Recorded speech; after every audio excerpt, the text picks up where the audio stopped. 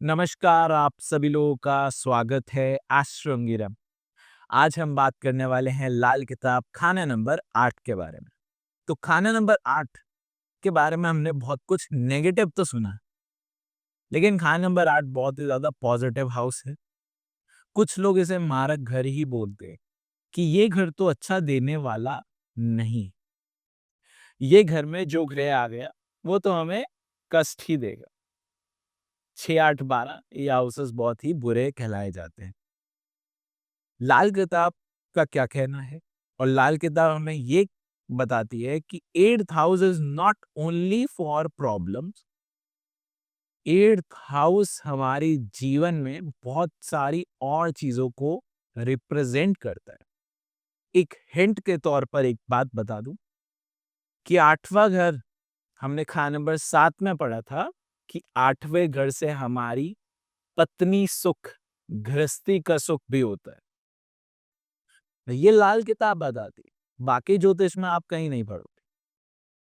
तो मिक्स नहीं करना है कभी भी कोई दो एस्ट्रोलॉजीज को। अगर आप मिक्स करते हो तो या तो आप इतने सक्षम हो कि उसे मिक्स करने वक्त आपको कोई समस्या ना आए, और आप एस्ट्रोलॉजी का सिर और पैर अलग अलग ना करें। तो उस चीज का ध्यान रखें। आप मर्ज 2 एस्ट्रोलॉजी, 3 एस्ट्रोलॉजी, 4 एस्ट्रोलॉजी को भी मर्ज कर सकते हैं, but with a proper way.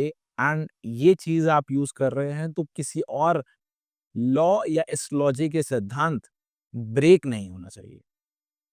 वैदिक तो वैदिक, लाल किताब तो लाल किताब, प्राशरी तो प्राशरी, ऐसे ही हमें चलना। तो अभी हम बात कर रहे हैं कि लाल किताब खाना नंबर 8 हमारे लिए क्यों इतना स्पेशल है। Y Lal Kitab 8th house is so much special. Lal Kitab 8th house अपने अंदर बहुत सारे राज छुपा कर बैठा है। सबसे पहला राज तो यही है कि मंगल बद और मंगल नेक, दो मंगल लाल किताब में होते हैं। अष्टम भाव में मंगल बद ही होते हैं, मंगल नेक नहीं होते, क्योंकि ये घर ही मंगल बद का है। मंगल नेक रिप्रेजेंट्स पार्टी, खुशी। मंगल बद रिप्रेजेंट्स गमी एंड मृत्यु। लोग आकर रोते हैं, गैदरिंग तब भी होती है। तो गैदरिंग इज व्हाट मंगल। खुशी में हो रही है तो मंगल नेक, एंड दुख में हो रही है तो मंगल बद। ये सिंपल सी चीज हमारे लाल किताब में 8th हाउस और मंगल से रिप्रेजेंट होती है। अब हम बात करते हैं मंगल देव हमारे जीवन में क्या क्या इंप्लीमेंट्स, क्या क्या चीजें कर सकते हैं। साथ ही साथ अष्टम भाव का कौन कौन से हाउसेस के साथ लिंक है। शुरुआत करते हैं 8th हाउस से।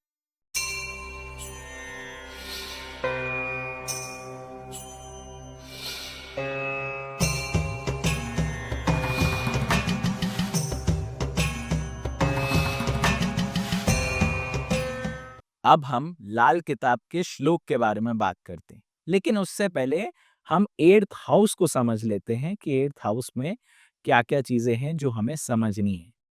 सबसे पहले 8th हाउस में वृश्चिक राशि आती है, और इस घर के जो कारक हैं वो है मंगल बद, नेक नहीं, मंगल बद, और शनिदेव। ये दोनों इस घर के कारक हैं। एंड इस घर में जो राशि फल के होते हैं वो हैं, कोई भी इस घर में राशि फल का नहीं होता। इसको ध्यान रखें। अब हम नेक्स्ट पॉइंट के बारे में बात करते हैं, वो है घर 8वां है मौत निमानी, मंगल बद ही होता है। नर ग्रह से कोई हो 8वें, मौत टल ही जाती। 8th हाउस जो है, 8th house is for death. ये हमारा मृत्यु का घर है। देखिए कुछ चीजें जो हैं वो 8th हाउस के साथ लिंक्ड है, बट उससे घबराना नहीं। 8th हाउस अगर डेथ है तो 8th हाउस से 8th हाउस जो आ जाता है वो हमारी जीवन का घर भी बन जाता है, या फिर मृत्यु को टालने वाला घर भी बन जाता है। तो 8th हाउस से 8th हाउस कौन सा घर घर आता है, वो आता है हमारा 3rd हाउस। जो 3rd हाउस होता है ये हमें मृत्यु से बचा सकता है। तो घर 8वां है मौत निमानी, मंगल बद ही लेते हैं। इस घर में मंगल बद ही होते हैं। नर ग्रह से कोई हो 8वें, मौत टल ही जाती। इसका तात्पर्य सिर्फ और सिर्फ ये है कि हमें 8th हाउस में मेल प्लैनेट्स होते हैं। अगर 8th हाउस में मेल प्लैनेट्स कौन है? हमारे सूर्य देव, मंगल देव एंड गुरुदेव। ये 3 प्लैनेट्स जो होते हैं, ये मेल प्लैनेट्स होते हैं। ये 3 मेल प्लैनेट्स अगर 8th हाउस में है वर्षफल में, याद रखें हम किसकी बात कर रहे हैं? वर्षफल की, क्योंकि ये चीज हमें वर्षफल में ही पता चलेगी। मृत्यु जो होती है वो वर्षफल से ही पता चलेगी। तो वर्षफल में अगर ये स्थिति होती है और इस समय अगर 3rd हाउस में कोई भी प्लैनेट आ जाता है, कोई भी मतलब एनी प्लैनेट्स, कोई भी प्लैनेट, चाहे वो चंद्र हो, शुक्र हो, शनि हो, एनी प्लैनेट, तो अगर 8th हाउस में नरग्रह हैं और उनसे 8th हाउस यानी कि 3rd हाउस में कोई भी प्लैनेट्स आ जाता है, तो उस साल वो किसी भी व्यक्ति की या उस व्यक्ति की मृत्यु नहीं हो सकती। ये 8th हाउस हमें बताता है। आगे चलते हैं। अगला हिस्सा घर पहला तो 8वां पीठ भी होता है। तो हमारा पहला घर जो होता है ये हमारा तख्त होता है और 8th हाउस के लिए फर्स्ट हाउस बहुत इंपॉर्टेंट हो जाता है। 8th हाउस के लिए फर्स्ट हाउस बहुत इंपॉर्टेंट इसलिए हो जाता है क्योंकि अगर हम कुंडली में बात करें तो कुंडली में हमारे पास जो फर्स्ट हाउस है, फर्स्ट हाउस 8th हाउस को टक्कर मारता है। फर्स्ट हाउस 8th हाउस को टक्कर मारता है। यह है टक्कर की दृष्टि। तो ये कंडीशन के कारण हम बोलते हैं कि फर्स्ट हाउस बहुत इंपॉर्टेंट है 8th हाउस के लिए। अगर फर्स्ट हाउस में कोई प्लैनेट है तो 8th हाउस को टक्कर लगेगी ही लगेगी, बट कंडीशन ये है कि 8th हाउस में भी तब कोई प्लैनेट होना चाहिए। 8th हाउस में भी कोई प्लैनेट होना चाहिए। अगर और फर्स्ट हाउस में भी कोई प्लैनेट होना चाहिए, तब क्या होगा? 1 और 8 की टकराव होगी और उस टकराव के कारण हमारे 8th हाउस का रिजल्ट मेलेफिक हो जाएगा। एग्जाम्पल के तौर पर हम एक चीज के बारे में यहां बात भी कर लेते हैं। For an example, first house में हमारे सूर्य देव हैं एंड 8th हाउस में हमारे शनि देव। इस समय हम बोलते हैं कि उसकी वाइफ उसके साथ ज्यादा समय तक नहीं रह पाएगी। सेकेंड, उसका डाइवोर्स हो जाएगा, या फिर एक्सट्रीम कंडीशन जो लाल किताब लिखती है वो है कि स्त्री पर स्त्री मरती रहेगी। ये कंडीशन इसीलिए है क्योंकि सूर्य की टक्कर शनि को हो रही है, जिसके कारण शनि के कुर्बानी का बकरा, शनि के कुर्बानी का बकरा कौन है? शुक्र देव शनि के कुर्बानी के बकरे हैं। इसलिए शुक्र देव की मृत्यु हो जाएगी और Shukra Dev represent our wife.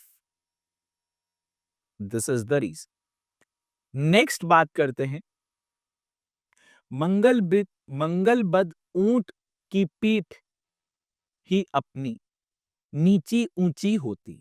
अच्छा, मंगलबद का जो एनिमल है वो है ऊंट, और ऊंट की जो पीठ है वो ऊपर नीचे होती है। पीठ शब्द कहां से आया? अगर आप पिछली लाइन पढ़ें तो आपको पीठ शब्द मिल जाएगा। घर पहला 8वां पीठ भी होती है, तो 8th हाउस इज आर पीठ।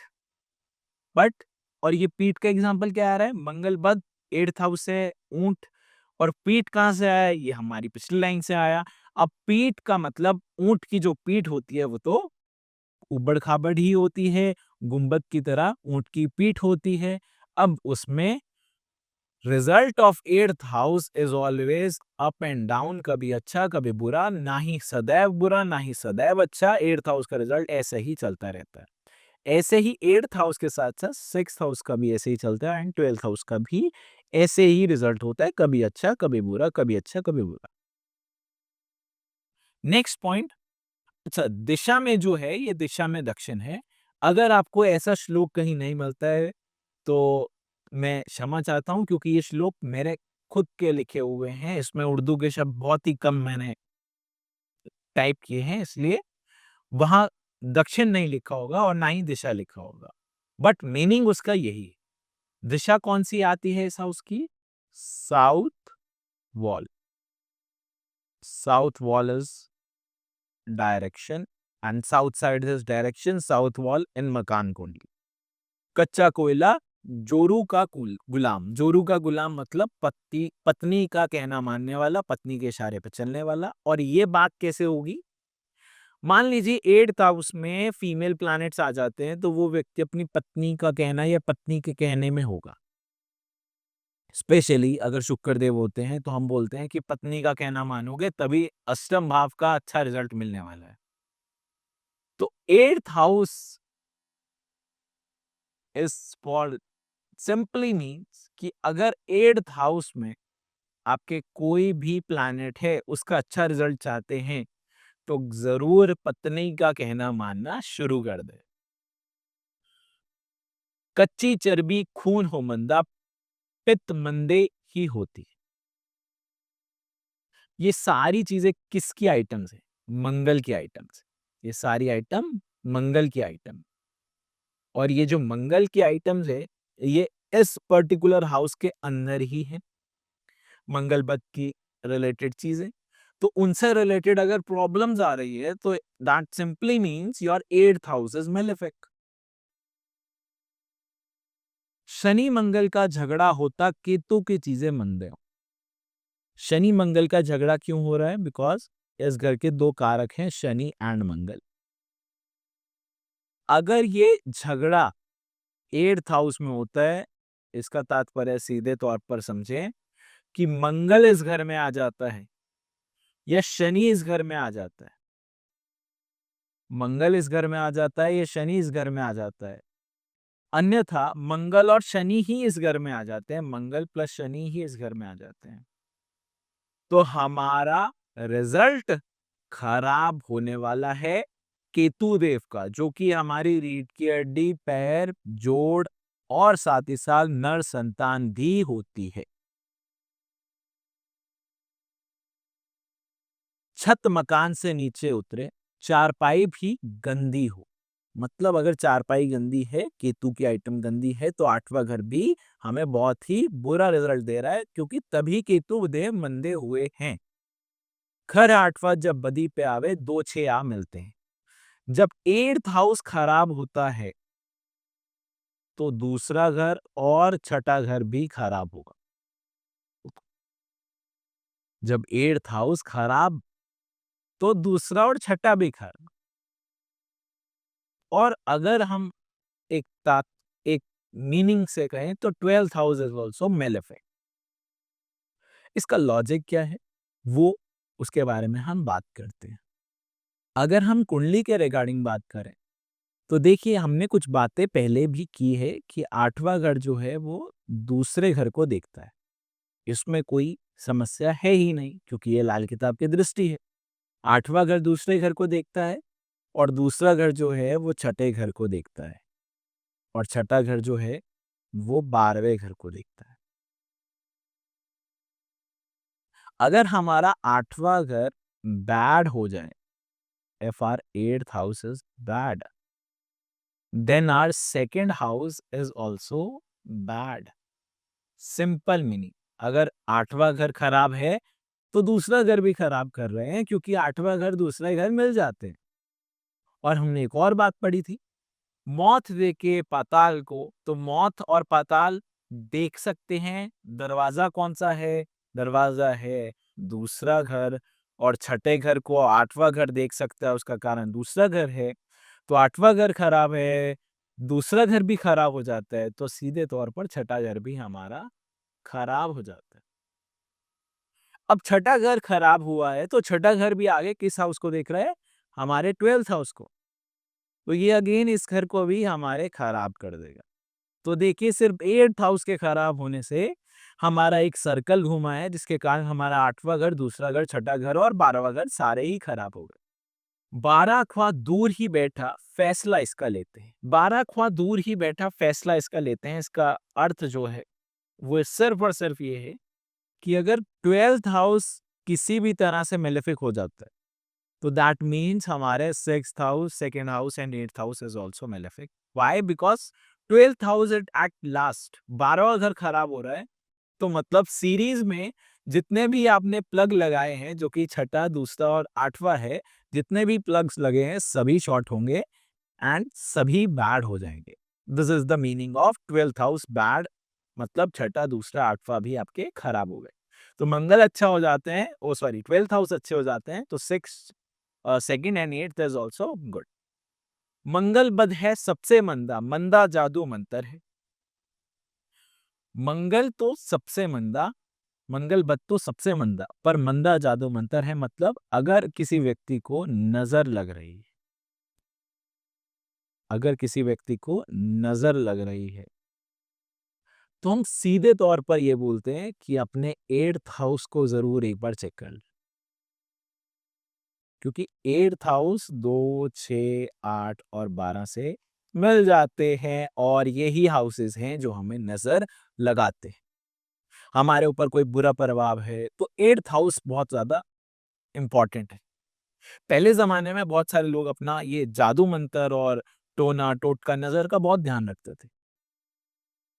अब कहीं बाहर जाना है तो परफ्यूम नहीं लगाना, कोई चीज़ साथ है तो प्याज़ रखते थे, लहसुन रखते थे। लेकिन आजकल सब कुछ छोड़ दिया। इसलिए आजकल ये देख रहे हैं आप कि कितने सारे लोगों को नज़र लग रही है। बहुत ज़्यादा लोग आजकल डिप्रेस हो जाते हैं बहुत जल्दी।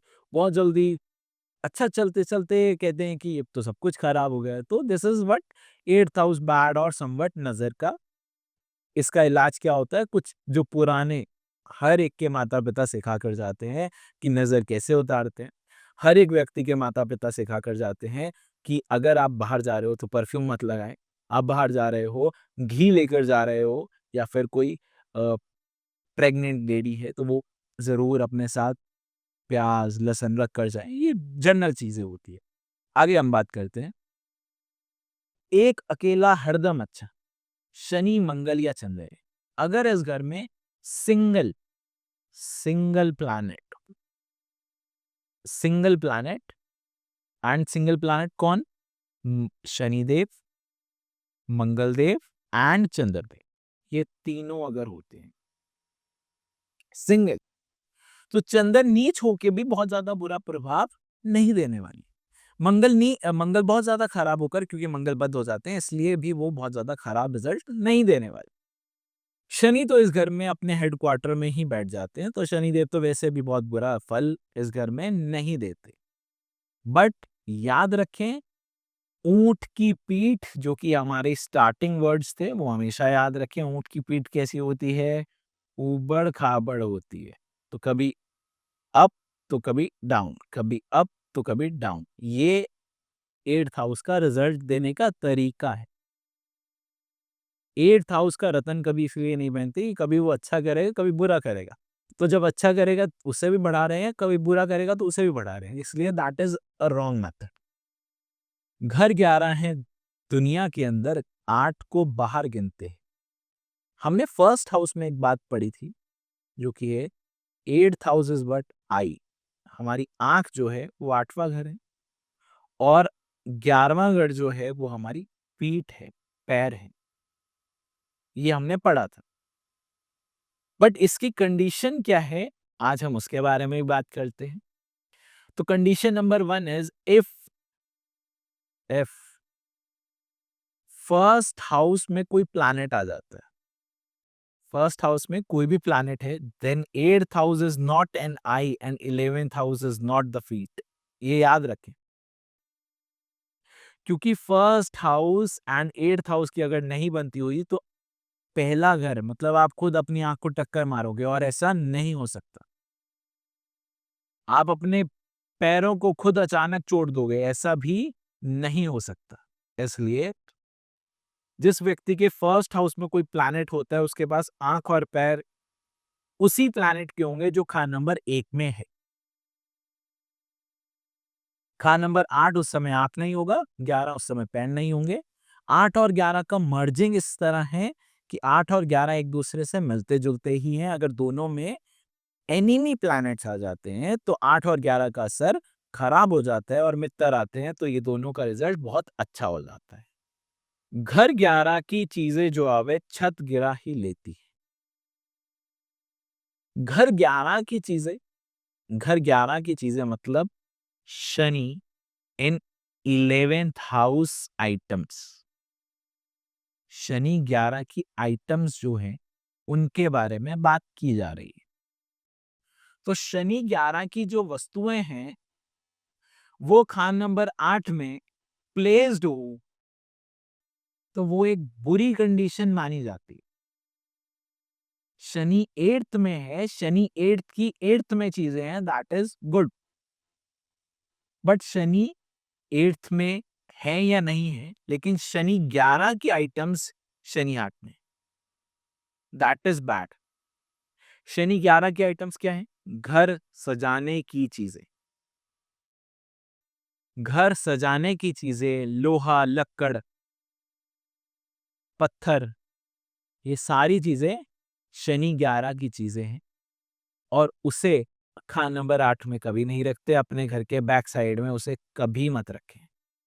वो रखते हैं तो बहुत ही बुरा रिजल्ट मिलता है। इसलिए कभी भी साउथ डायरेक्शन में कोई भी शनि के आइटम्स हो उसे रखने से परहेज रखें, क्योंकि इस जगह पे होते हैं तो आपका 8th, 2nd, 6th, 12th सब खराब हो सकता है। मही का पानी या दूध हो छत पर, बुध चांदी से बांधते हैं। आतशी शीशा जब कभी चमके, खत्म कहानी गिनते हैं। शनि, मंगल और चंद्र टेवे कहीं भी इसके बैठे हों, फल वैसा ही घर 8वें का उस टेवे में होता हो। ये 8th हाउस की रिगार्डिंग बात हुई। हमारी लास्ट की लाइन रह गई है, तो मही का पानी या दूध हो छत पर। इसे 2-3 एंगल से आप ले सकते हैं। पहला, मून 12th। पहला example is moon in 12th house. Second example is moon is the only planet to tackle 8th house. Bit confusing but इतना भी कंफ्यूजिंग नहीं है। 8th हाउस के लिए हमारा जो किस्मत का प्लैनेट या किस्मत का ग्रह होता है, 8th हाउस के लिए जो किस्मत का ग्रह होता है वो कौन होता है? मून। एंड 8th हाउस को जगाने वाला कौन सा प्लैनेट है? वो भी मून है।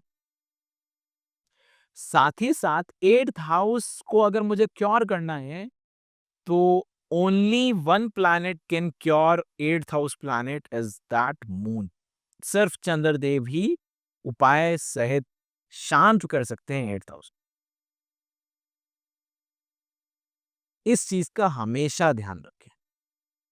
और आतशी शीशा जब चमके, कहानी खत्म ही गिनते हैं। शीशा कौन होता है? कौन से प्लैनेट को हम शीशा बोलते हैं? राहु देव को।